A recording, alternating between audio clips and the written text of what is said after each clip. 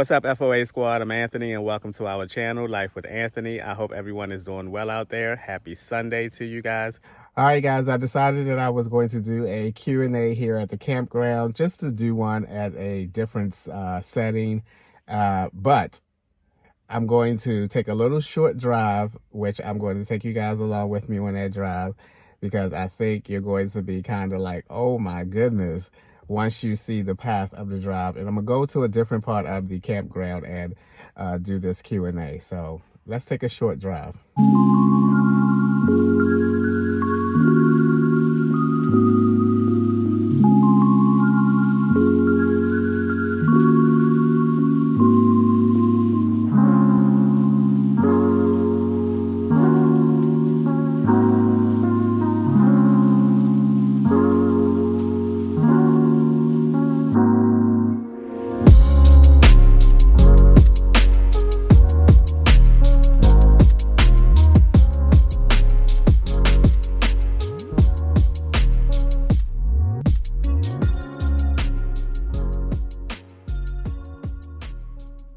All right, guys, I am here. I'm out in nature. I hear the birds chirping and everything. So let's get into this Q&A. The first question comes from Rob Vasquez 79. Rob asks, are your family and friends supportive of your decision to live in your car? I think when I moved in my minivan back in 2016, it was more or less a shock to everyone, because people couldn't understand why was I doing this. Everyone knew about me losing the house, but I think they assumed that I was going to go from the house to an apartment. But when I chose to go into this lifestyle, it was, I guess, a big question of why, because it was a lifestyle that I wasn't familiar with at that time. So I can understand where their concerns were coming from. So I think it was more for mostly everybody concerned. You know, they wanted to know, how was I going to do this? How was I going to do that? You know, just why, more or less. But as I started living the lifestyle and learning more about it myself and passing the information on to them, they became a little more at ease with the idea of my living this way. My main goal was for my mom to know that I'm okay. You know, that was my main goal, to make my mother know, or let my mother know that, you know, just because I live this way doesn't mean that I'm not okay and that I'm okay. So right now, you know, it was a period of time my mother went through where she was asking me every now and then, you know, am I going to get an apartment or something like that? Oh, the sun has really come out right here. I don't need this much sun. I don't even know if y'all gonna be able to see me anymore. But yeah, so it was more or less of shock and then concern. All right, so the next question comes from Fatima. Fatima asks, when are you going to do another video with your best friend? Lamont lives in Connecticut right now, and I live, of course, in PA. We don't get to see each other that much. I will try to plan a weekend or so before I get busy at work with overtime and meet up with him again. We did go to the Orlando. Yes, we went to Orlando last December on a road trip, and we made 2 videos there. So hopefully soon, Fatima. All right, the next question is from, and I know I'm going to butcher this name, so I'm going to apologize in advance. It's from, I'm just going to spell the name. How about that? Can't go wrong with that. Kikaki. So apologies. Do you plan on leaving YouTube once your goals are met? I hope not. You're such a breath of fresh air. I have no intentions on leaving YouTube, because I really enjoy making YouTube videos. And the way I see it is, if you enjoy something, then you should keep doing it, as long as you are, you know, you continue to enjoy it. I like making YouTube videos. I like it even better now because I make my videos and produce my videos from my iPhone 13. And it's so much easier than when I was using my GoPro, where, you know, I couldn't quite see the frame. I had to take the GoPro to the library and sit in the library for 2 or 3 hours while everything was processing. Ever since I learned how to do, well, let me just back that up. Ever since I got an iPhone, because I was an Android guy for 20 years, but ever since I got an Android phone in 2000, I think 2 years ago, and learned how to do my videos on my phone, on my editing, everything I do on the phone. And the great thing about that is I can do that anywhere, whereas I had to take the GoPro specifically to the library to process my videos. And it's so much quicker on doing everything on the phone. So as long as I keep on enjoying it, I'm going to continue to do it. All right. Okay. Let me say another little note about that. I don't want YouTube to become a job to me, because when it becomes a job to me mentally, you start thinking about it differently.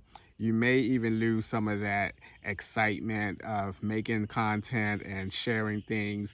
So I want to keep it as loose as possible, and so that I can continue to enjoy it for a very long time. The next question comes from Pretty Pearls, and she asked, what is something that you learned about yourself living in a car? I think the immediate thing that I learned about myself is that I can live off of almost nothing. You know, when I think back to all the money I spent on shit that I probably didn't even need, and I think, man, if I had this mentality that I have now back then, I'd probably be a millionaire by now, you know? So that's the obvious thing to me that I learned about myself, is that I don't need a lot to live off of. And even if I go back into an apartment or whatever, or buy a tiny home, or whatever my future holds for me as far as my living arrangements, I still am not going to be that guy that run out and buy a bunch of shit and put into whatever it is I'm going to live. It's still going to be the most minimalist place ever. So I think that's one thing that I've learned almost right away. All right, the next question comes from VS006, and they ask, have you ever been harassed while parked someplace to rest that made you leave and never go back to that location? There was just one little story that I had, a little nighttime thing where this guy was banging on my car at night. I did make a video. Unfortunately, I'm not going to be able to post it on this video because I am at the campground, and I usually do all that special stuff at the library because it's something that I have not learned how to do yet on the phone. So that was probably the weirdest night. That goes along with another question that people asked, have I ever had what's the weirdest thing that happened to me at night? So that's it. And I knew who the guy was because I looked out the window and I saw him at the library a few times.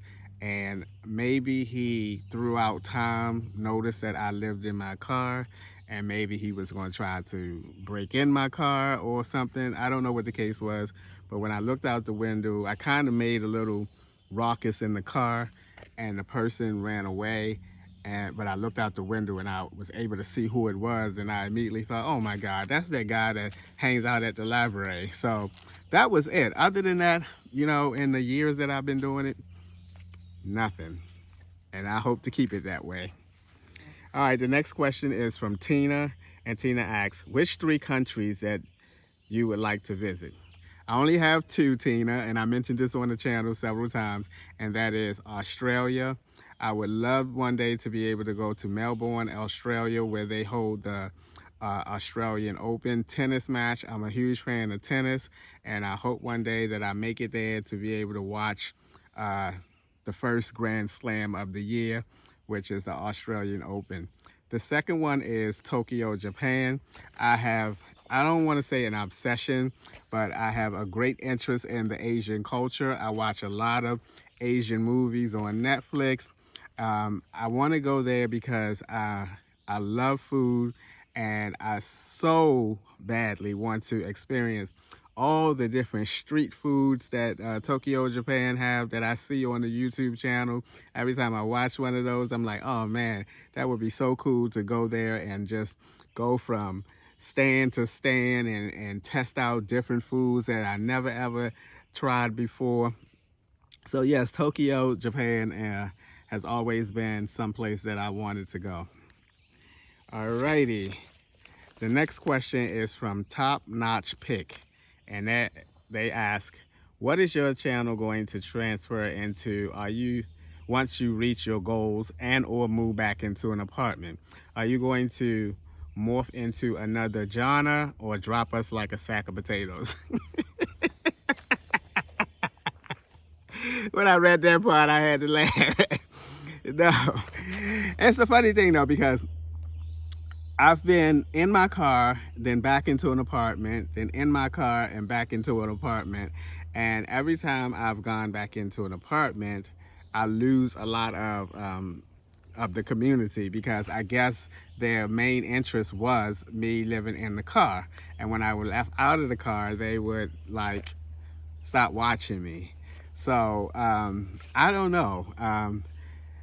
The channel is Life with Anthony, so whatever the case may be, it will always be Life with Anthony, no matter where I live, in a car, in a tiny home, or wherever. I'm always going to be Anthony, and it's always going to be Life with Anthony.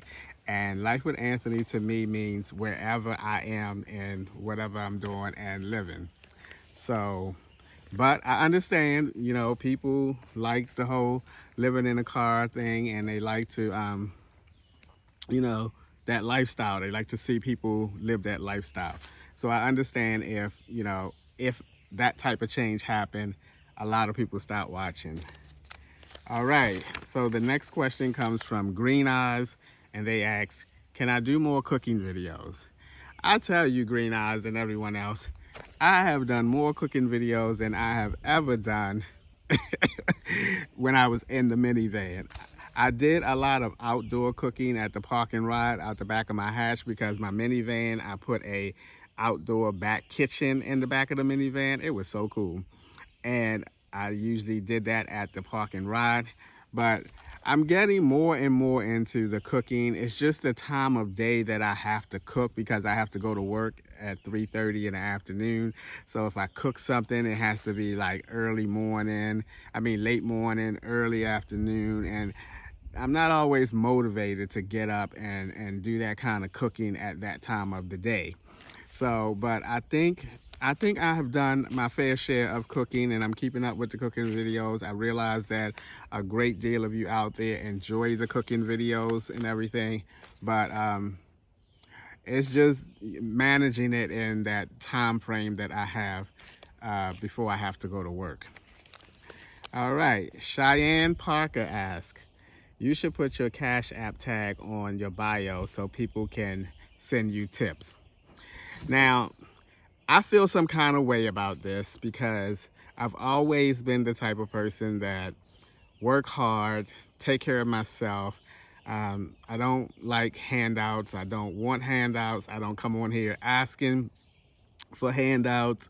That's the point of my working really hard, and to be able to get the things and do the things that I want and need on my own. And someone, I can't remember who it was, but someone sent me a comment, and they said that they've been following me for a very long time, and they know that I'm a hard worker, but if someone wants to bless me or whatever, something to that effect, you know, as a appreciation or showing a sign that they enjoy my channel, then I should not block the blessings and all that kind of stuff. And I thought about it when I read that comment, but I don't know, I guess my stubborn mentality of being able to work and take care of myself kind of sets in and block all that from happening. I do have something, I'm not going to say what it is. If you find it, you find it. I've never announced it on here, but some people have found it. But I just, you know, I pride myself in being able to take care of myself. you know, all the 12-hour shifts that I work, all the 7 days a week I work. I do all of that so that I can make sure that I am able to take care of myself. And when someone wants to just give me money for, I don't want to say no reason. It might not seem like it's no reason to me, but it might be a reason to them. I don't know. I just feel some kind of way about that, you know, because I used to always look at two past, whose name I won't mention, van lifers who always got on here and asked for money and this and that and refused to work and this and that. And I'm the total opposite of that. And I don't know. Somehow I don't feel comfortable with that. You know what I mean? Not for me to straightforward come on here and say, hey, I got a Cash App now. If y'all can, you know, send me money, this, that, and that. I just don't feel comfortable in doing so. So for all of you guys, because there were a few new people that joined our community who said the same thing. Why don't you get a Cash App, this, that, and the other? But, you know, I am who I am. I feel the way that I feel. I will always be the type of person that will be out there trying to take care of myself. Now, I will say this. Your being here is the best help that your being here is the best help that you can give me. Honestly, I don't need, you know, money to validate that or anything. Your being here and watching and supporting our community is the best thing, the best help that any of you out there can do if you want to help me out, you know. That's it. I don't make YouTube videos to ask for a handout. And not only that, I'm gonna keep this part real because insects are flying over the place. I don't know what the hell has happened the last week or two with this video, this channel. I know what happened. One of the videos went viral and tons of people found the channel and tons of people liked the channel and everything. But because of that, and because of the massive increase of subscribers and viewers and everything, YouTube is gonna help me out a lot better too. So between my working, which hopefully will come to a full-time end anyway, soon, is now giving me even more of an opportunity to focus on what I want to do in the future. So your being here is helping me is giving me all the help that I need, you know? So it's not about you. I don't want you to feel like you have to help me through money. I want you to feel like you're helping me by giving me a thumbs up. You're helping me by watching the video. You know, take advantage of the free help. That's what I want you to do. I want you to take advantage of the free help. Not the dollars help, you know, because I'm pretty sure that with this massive increase of our community that my YouTube earnings are going to, you know, be a lot better now. So they weren't bad at the beginning anyway, because I was like, ooh, hey, yeah, you know, I was a happy camper, you know. But with this, you know, what I'm saying is your being here is giving me all the help that I need. Okay? Thank you. All right. Okay, I'm going to answer two more. And these are two questions that several people ask. So I'm just going to answer them right quick. Okay, do you have any protection? Like a bat, a 22? I don't have any protection because I do not stay in unsafe areas, you know. I'm not a traveling car dweller. I'm a stationary car dweller who is familiar with his area and everything. I personally would not even live in an area that I feel is unsafe. So I don't feel the need to have something like that, you know. So no, I don't. I know anything can happen in any place at any given time, but it really, really helps if you feel safe where you stay. and I feel safe where I stay. All right, the next one is, how do you find a parking spot every night? See, that's one of the major differences between a traveling uh, car lifer or van lifer and a stationary one. As I just mentioned, stationary folks should be familiar with their area and should know where, or have an idea of where they park or can park and cannot park. For me, I have been parking, with the exception of one time. I do have a plan B parking area, but I have been parking in the same spot the entire almost 8 months now that I've been in my car. Where I park is on a small lot. It has about 5 or 6 businesses. There are about 6 vehicles that never move on this lot. I think they are owned by one of the businesses. I looked at the tags. The tags are outdated, so they can't drive those vehicles, and they are still there every day. So every day, every night I get off from work, I just go to that spot.